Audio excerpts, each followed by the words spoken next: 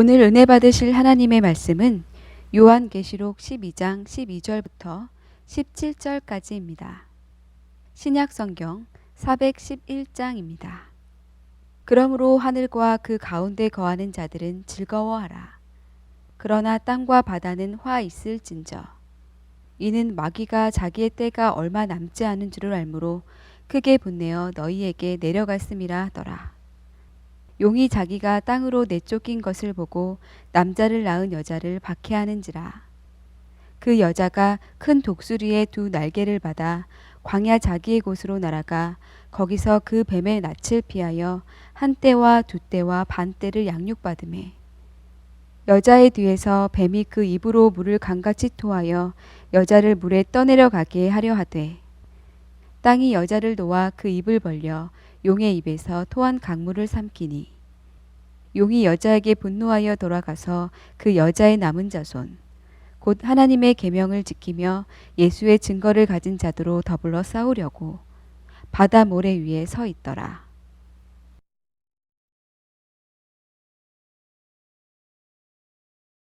오늘 설교는 지난 주일 우리 한국의 전국교회 이 주제를 가지고 설교를 요청한 그러한 주제입니다. 저는 지난주에 예배에 대한 설교를 했기 때문에 오늘 부득불 우리 교회는 한 주 늦춰서 이 주제에 대하여 여러분들과 같이 말씀을 나누려고 합니다. 어쩌면 우리 믿는 사람들하고는 상관이 없는 내용 같기도 하고 또 어떤 내용 보면 민망한 내용 같기도 하고, 그래서 오늘은 우리 각자가 은혜를 받기보다는 또 나라의 앞날을 걱정하고 또 우리 자녀들의 앞날을 걱정하는 마음으로 우리 한국교회 참 이 나라의 그 어려운 영적인 그러한 도전적인 그러한 내용을 오늘 나누려고 합니다. 오늘 이 본문을 통해서 자기의 때가 얼마 남지 않은 줄을 알고 이러한 제목으로 말씀드리려고 합니다. 오늘 본문의 내용은 사탄이 하늘에서 하나님을 도전하다가 미가엘 천사장하고 싸워서 공중으로 내려오면서 아주 분내어 내려왔다. 그리고 땅과 바다에 있는 자들은 화가 있을진저 그랬습니다. 이 땅과 바다는 세상을 말하는 것이고, 특별히 오늘 본문에 나오는 여자는 교회를 상징합니다. 그리고 여기 나오는 남자는 예수 그리스도를 상징합니다. 그래서 다시 말하면 한국 교회와 한국 성도들을 향하여 사탄이 이 마지막 때에 최후 공격을 하고 핍박을 하고 이것을 예언한 그러한 말씀입니다. 참 지금 우리에게 우리 한국교회 또 우리 성도들에게 대단한 위기인데, 이 어려운 이러한 때에 우리 한국교회 전 성도들이 기도하고 이 어려운 위기를 잘 모면하기를 우리 한국교회 전체가 지금 요청 앞에 놓여 있는 겁니다. 그럼 지금 우리에게 이 다가온 위기는 무엇인가? 오늘 한 두 가지 우리 한국교회에 주는 메시지, 우리에게 주는 메시지를 오늘 생각해 보고자 합니다. 첫째로는 이 차별금지법과 교회의 위기입니다. 차별금지법안은 지금 국회 법사위에서 심사 중에 있는데, 이 차별금지법안이 뭐냐? 이런 내용입니다. 신체 조건, 혼인 여부, 임신 혹은 출산, 요건 뭐 괜찮아요. 상관없는데, 여기 차별금지법안에 종교, 정치적인 견해, 성적 지향 및 성별 정체성, 동성애인데요, 이것이 문제입니다. 이 조항이 들어가 있는 것이 우리 한국교회 지금 문제입니다. 그 밖에 사유 등으로 불리하게 대우하는 행위를 금지하는 법이다. 이게 차별 금지 법이 되겠는데요. 저 어떤 면에서 보면 굉장히 좋은 법입니다. 또 성경적인 법입니다. 소수 인권이나 약자들의 인권이 보호되고 존중되어야 하는 것이 성경에서 가르쳐주는 그러한 것입니다. 그런데 문제는 그 좋은 법 가운데 종교나 정치적인 견해나 성적 지향 및 성별 정체성, 동성애, 이것도 다 보호돼야 된다. 이 부분이 문제가 되는 겁니다. 이 부분이 우리 한국교회, 이 문제 앞에서 지금 전 성도들이 한국교회가 큰일 났다, 우리가 기도해야 된다, 이 법이 통과되면 안 된다, 지금 한국교회가 긴장하고 있는 문제가 이 문제입니다. 그러니까 차별금지법이 그대로 통과가 되면 남의 종교에 대해서 비판하거나 혹은 잘못된 것이라고 말을 해서는 안 됩니다.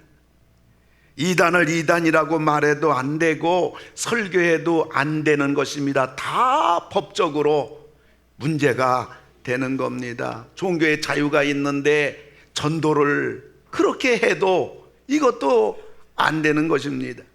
정치적인 견해도 자유이기 때문에 국가 정체성을 심각하게 훼손하는 그런 사상도 비판해서는 안 됩니다.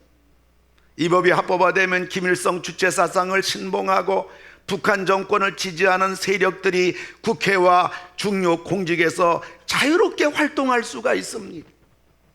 동성애자들을 차별해서는 안 된다. 동성애자들 소수기 때문에, 약자기 때문에 보호돼야 된다. 괜찮다. 이런 내용이 되는 겁니다. 그러다 보니 이 법안을 통과시키려고 하는 무리들은 네 종류인데, 첫째는 동성애 지지자들입니다. 두 번째는 북한 정권을 지지하는 자들입니다. 정치인들입니다. 셋째는 이것으로 인해서 정치적으로, 경제적으로, 사회적으로 반사유익을 얻으려고 하는 자들입니다. 네 번째는 이단들이 다 쌍수를 들고 환영하는 것입니다.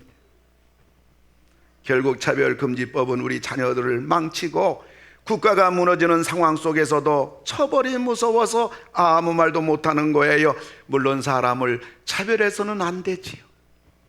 다 똑같은 건 사실이지만 진리와 이단은 구분이 되어져야 되고 또 사람들이 넘어가지 않도록 해야 되는 거 아니겠습니까?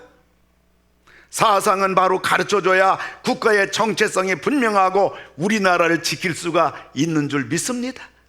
귀신에 넘어가 저주받은 불쌍한 동성애가 되어서는 절대로 안 된다고 차별화해 주어야 우리의 자녀와 가정을 지킬 수가 있습니다.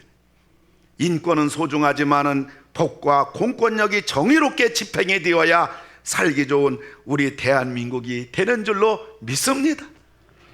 차별금지법은 좋은 것입니다만은 사탄이 넣은 저주의 독소 조항은 빼야만 하는 것입니다. 이대로 이 법안이 통과되면 우리나라는 최악의 나라로 달려가요 고삐 뿔린 망아지처럼 말입니다. 이를 제지하는 한국교회는 큰 위기와 핍박에 직면할 것입니다. 그리고 바르게 살고자 하는 대다수 국민들은 꿀먹은 멍어리처럼 냉가슴을 앓다가 결국은 자포자기하고 말 것입니다. 마귀는 자기 때가 얼마 남지 않은 줄 알고서 최후 광란의 질주를 하고 있는 것입니다. 우리는 이 사탄의 흉계를 계속 외치고 진리를 선포하는 수많은 교회 어려움에 직면하게 되고 목회자들은 구속을 면치 못할 것입니다. 차별금지법은 대한민국 위기고 한국교회 위기고 우리 가정의 위기입니다. 우리가 하나님 앞에 기도해야 될 줄 압니다. 할렐루야. 두 번째는 동성애 합법화와 도덕적 위기입니다. 동성애가 합법화되면 정말 우리나라는 큰일입니다. 사방팔방에서 이 민족이 무너지는 소리가 들리게 됩니다. 무엇이 무너질까요? 가정 도덕이 무너집니다. 이 땅은 가뜩이나 이 성간의 성적 탈선으로 온 천지가 소돔 고모라가 되어 있습니다. 부평에 있는 어느 러브 호텔 하루의 수입이 크지도 않은데 200만 원, 한 달에 그 수입이 2천만 원, 6천만 원, 부천시의회에서 조사한 것을 제가 인터넷에서 찾아서 읽어봤어요. 1년이면 7억. 여기에 동성애 합법까지 된다면 이 땅은 음란 귀신 천지가 될 것입니다. 이성애 탈선에다가 사방팔방에서 동성애가 판을 치지요. 남자 여자 가리지 않은 양성애자가 판을 치지요. 그러면 이 나라는 망국으로 가는 겁니다. 우리 모두 나라를 살리고 가정을 살리는데 기도하며 하나가 되며 한 목소리를 내야 될 줄로 믿습니다. 이 차별금지법 시행돼서 동성애가 합법화되면 동성간 결혼해서 집에 남자 며느리가 여자 사위가 들어와도 막을 수가 없는 겁니다. 가정이 붕괴되는 것은 물론 가정마다 눈물의 통곡바다가 될 겁니다. 현재도 지금 이 땅에서 일어나고 있는 상황입니다. 동성애다 보니까 자녀가 출산할 수 없어요. 남자와 남자 결혼했는데 어떻게 출산하고 여자가 여자 결혼했는데 어떻게 출산할 수 있습니까? 가뜩이나 저출산으로 나라 경제가 노동력의 부족으로 어려움 당하고 있는데 그것이 더 심화되어서 나라 경제는 크게 침체될 것입니다. 분명히 자녀를 입양할 텐데 남자가 아빠 맞지요? 엄마도 남자가 엄마. 이런 가정 속에서 어린 자녀들이 정상적인 가정생활, 부모 자녀 간의 관계가 형성될 수 있습니까? 불가능한 얘기입니다. 동성애자의 결혼생활은 대부분 오래가지 못합니다. 그러면 그 아이들은 어떻게 되겠습니까? 동성애를 지지하고 있는 허락하고 서울시장을 위시해서 차별금지법을 지지하는 사람들에게 한국교회가 묻고 있는 겁니다. 만약 당신 자녀가 온몸을 발가벗고 서울시청 앞에서 홀라당 벗고 여자가 여자끼리 키스하고 남자가 남자끼리 키스하는 애정 행각을 벌인다면 당신은 거기에 동의합니까? 이것이 지난주 우리 한국교회가 서울시장을 위시해서 이 전국교회에 이 부분에 대해서 우리 믿는 사람들이 기도해야 한단 말이지. 남의 자녀가 어떻게 되든지 간에 서울시청 광장에 이런 동성애 광란축제를 허락해 주며 지지할 수가 있느냐는 겁니다. 그런데 정신 나간 나쁜 배지 달고 있는 국회의원 73명이 이 법을 발의하고 지지하고 계속 지금 통과시키려고 하고 있는 상황입니다. 어느 날 아들이 결혼하겠다고 하면서 신부감 데리고 하는데 사내 새끼를 데리고 온 겁니다. 또 하나밖에 없는 우리 귀한 딸이 신랑감을 데리고 왔는데 치마를 입은 계집애를 데리고 온 겁니다. 이게 지금 상상할 수 없지요. 우리는 교회 안에 있기 때문에 거룩하고 하나님을 경외하기 때문에 이런 내용들 상상이 안 되죠. 이것이 현재 우리 앞에 놓여있는 문제입니다. 작년 재작년 9월 7일에 국내 최초의 공개 동성 결혼식이 있었어요. 49살 먹은 녀석하고 30살 먹은 녀석 부부로 수만의 사람이 지켜보는 가운데 청계천에서 결혼식을 올렸어요. 양가 부모님 어떻게 살 수 있을까요? 저놈들의 양가 부모님 어떻게 얼굴 들고 살 수 있을까요? 저놈들의 부모 형제들 일가 친척들 어떻게 이 세상에 낯짝 들고 살 수 있을까요? 죽으라고 자식을 키워놨는데 저놈의 불효자식들 앞에 부모가 어떻게 얼굴 들고 살 수 있을까요? 이게 우리나라 지금 현실입니다. 이게 지금 우리의 발 앞에 놓여있는 그러한 문제인 것은 남의 얘기가 아닙니다. 우리나라 얘기입니다. 먼 훗날 얘기 아닙니다. 바로 오늘 우리가 살고 있는 이 땅, 우리 가정, 우리 자녀 이야기를 있을 수가 있습니다. 그래서 한국교회가 큰일 났다는 겁니다. 그 지난주에 전국교회가 이 문제를 가지고 설교하자고 요청이 들어온 겁니다. 가정이 무너집니다. 학교 도덕이 무너집니다. 이 법안이 통과되면 학생들에게 동성애를 반드시 교육시켜야 되는 겁니다. 동성애를 반대하는 교육이나 설교하면 형사 처벌을 받게 되어 있습니다. 올해 9월달 캐나다 온타리주 모든 학교에서 시행될 성교육 커리큘럼이 나왔습니다. 3학년 만 8세가 되면 동성결혼은 정상이다, 이상한 게 아니다, 어린 3학년들에게 이것을 학교마다 가르치게 되어 있습니다. 남자와 남자끼리 결혼하는 거 이상한 일 아니야. 꼭 결혼은 남자와 여자만 결혼하는 게 아니야. 여자와 여자끼리도 결혼할 수 있고 남자와 남자끼리도 다 결혼하는 거야. 이걸 어린 아가들에게 9월부터 공부가 되는 것입니다. 아멘 하는 분이 아무도 없네요.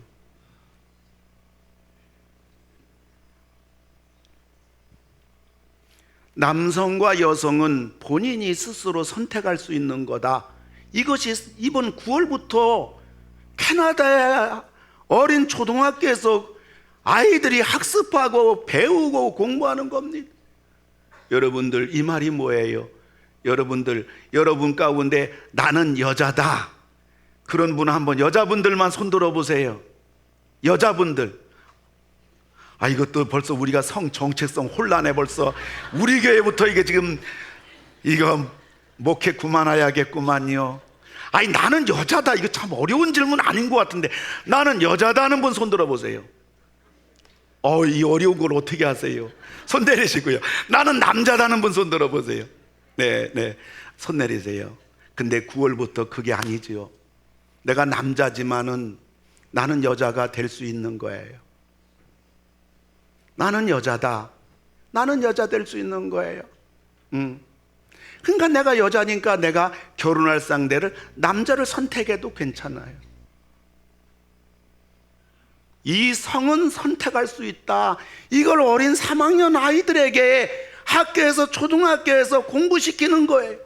이게 동성애 합법화가 되면 이 교육이 들어간단 말이에요. 6학년 만 12살이 되면요, 초등학교에서 뭘 가르치냐? 성의 쾌락은 혼자서도 즐기는 거야. 어린아이들에게 자유의 행위하는 것을 아이들에게 공부시켜주고 실습시켜줍니다. 7학년 13살이 되면요, 남자들이 결혼할 수 있어. 근데 결혼하게 되면 어떻게 성교하는 건지 알아? 여러분, 상상이 됩니까? 여자들끼리 결혼하는 거야. 여자들끼리 결혼하면 여자들도 성교할 수 있어. 이걸 아이들에게 가르쳐주고 실습시키고 보여주는 교육이 의무적으로 이번 9월 달부터 캐나다에서는 시행이 되는 겁니다.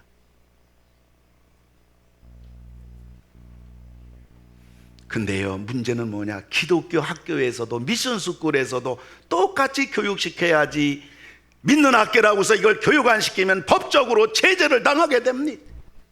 이미 미국에서는 동성애 반대하는 목회자들, 동성애들이 목사님 주례해 주세요, 난 못해, 법정으로 구속이 되어가고 벌금을 내고 있습니다.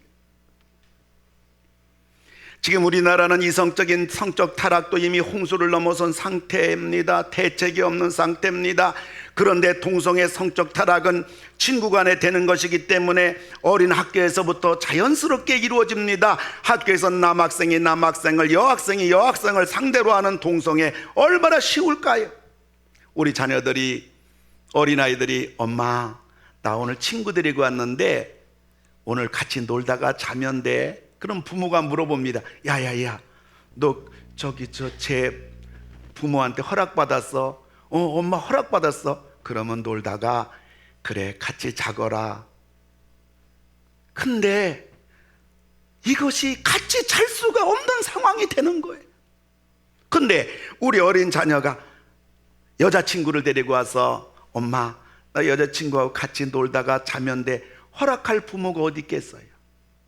이성간이기 때문에.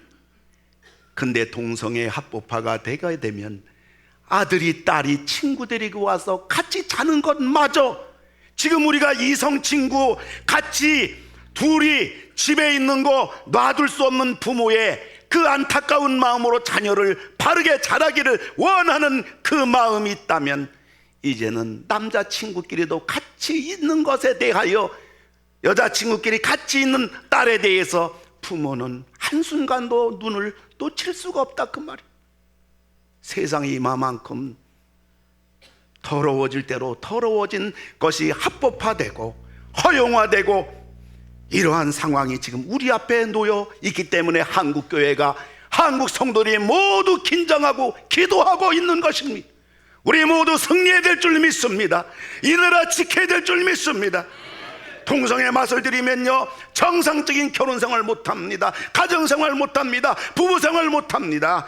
동성애하는 한 학생이 학교생활 할 수 있을까요? 동성애는 심심하면 상대를 바꿉니다. 학교가 무너집니다. 가정도덕 무너집니다. 뿐만 아니라 사회도덕이 무너집니다. 이것이 시행이 되면 이제는 성이 완전히 개방이 되어 남녀 성문란도 극에 달했는데 말이에요. 이제 남녀 성관계뿐만 아니라 남자가 남자, 여자가 여자, 더 나가서 일남 다녀, 더 나가서 일녀 다남, 여자가 이 여자 저 여자, 남자가 이 남자 저 남자, 해괴망측한 세상으로 전락해버리고 마는 겁니다. 이 순간에도 사방팔방에서 동성애자를 밤마다 상대방을 바꿔가며 천박한 짓들을 지금 이 땅에서 지금도 일어나고 있는 겁니다. 어떻게 인간의 탈을 쓰고 이런 짓을 할 수가 있겠는가? 남의 얘기 아닙니다. 여러분, 남의 자녀 얘기 아닙니다. 바로 우리 자녀 이야기입니다. 이제 이 민족의 소망은 교회밖에 없는 줄 믿습니다. 여러분 자녀를요, 신앙으로 철저히 키우고, 여러분 자녀가 성령 충만하고, 내 친구들이, 내 학교가, 내 주변이 이렇게 된다 할지라도 우리 자녀가 성경에 입각해서 아니요, 분명히 말할 수 있는, 우리 자녀들로 양육하는 그러한 시급함이 우리 앞에 놓여 있는 것입니다. 사회도덕이 다 무너집니다. 건강이 무너져요. 동성애는 에이즈에 걸리는 지름길이에요. 에이즈가 영어로 뭡니까? AIDS. 이제 다 살았다. 이게 에이즈요. 그런데 신규 에이즈 환자의 70%가 남성 동성애자들입니다. 미국에서 청소년 청년 13세부터 24세까지 신규 에이즈 환자 94%가 다 동성애자들입니다. 동성애자들의 평균 수명이 일반인보다 25세부터 30세 그 생명이 단축이 됩니다. 그리고 자살률은요 4배입니다. 암 발생률은 2배입니다. 에이즈 한 명 치료비가 한 달에 300만 원입니다. 1년에 3,600만 명입니다. 국민들 세금으로 다 하는 겁니다. 여러분, 에이즈 한 명 평생 치료하는데 5억 걸립니다. 에이즈 환자가 이 땅에 1만 명이면요 5조가 국가 세금으로 나가는 겁니다. 10만 명이면 50조가 나가는 것입니다. 한 명의 쾌락 때문에 가정은 물론 나라까지 망국으로 치닫게 되는 것입니다. 여러분, 학문은 배설기관 아니에요. 온갖 평균이 득실되는 것인데 말이에요. 남자 동성애자들은 학문 선교를 하니까 악성 치질이 발생합니다. 학문 출혈이 생겨납니다. 동성애자들은 대부분 괄약근이 고장이 나서 물변을 줄줄 싸고 다니는 겁니다. 정상인이 아닙니다. 사랑 무시를 못합니다. 이 지경 되면 자기들끼리도 버립니다. 이런 사람을 가리켜 태물이라고 합니다. 저런 사람은 결국은요 우울증 걸리고 결국은 자살로 생을 마감하는 겁니다. 건강이 다 무너집니다. 사회도덕 다 무너집니다. 가정도덕 다 무너집니다. 학교도덕 다 무너집니다. 우리가 한국교회가 어떻게 가만히 있을 수가 있겠습니까? 우리가 기도해야지, 가정을 지켜야지요, 자녀를 지켜야지. 이전보다 자녀를 위해서 더 많이 기도할 때가 됐습니다. 심지어 남자를 여자로 만들고 여자를 남자로 만드는 걸 성전환이라고 하고 트랜스 젠더라고 이렇게 하는데 말이에요. 남자를 여자로 만드는 것, 저 집도 하는 수술이에요. 하나님도 흙으로 만드느라고 시간이 꽤 걸렸을 텐데 남자를 여자로 만드는 데 걸리는 시간이 3시간입니다. 700만 원, 800만 원이면 됩니다. 다 잘라버리면 되는 거예요. 여자를 남자로 만드는 12시간부터 15시간 걸립니다. 2,100만 원부터 2,300만 원 드는 겁니다. 여러분, 이게 말이나 됩니까? 부산의 모 의대 교수는 300명을 이 일했다고 인터넷에서 자랑을 합니다. 우리가 상식적으로 우리 믿지만은 몇 가지 단어들 생소하지만은 알아둬야 될 단어가 있고 기도 제목이 됩니다. 동성애자가 뭐냐? 같은 성끼리 성적인 상대자 결혼하는 거예요. 게이가 뭐냐? 남자 동성애자들, 이걸 게이라고 그래요. 제가 인도에 가면 길거리에서 게이들이 굉장히 많습니다. 레즈비언은 여자들끼리 동성애자입니다. 트랜스젠더는 성전환시키는, 여자가 남자로 바꿔버리고 남자 여자로 바꿔버려요. 하나님이 창조한 남성과 여성인데 말이에요. 양성애자는 뭐냐? 이거는 더해요. 남녀 구분하지 않는 거예요. 성적인 상대자를 남자도 여자도.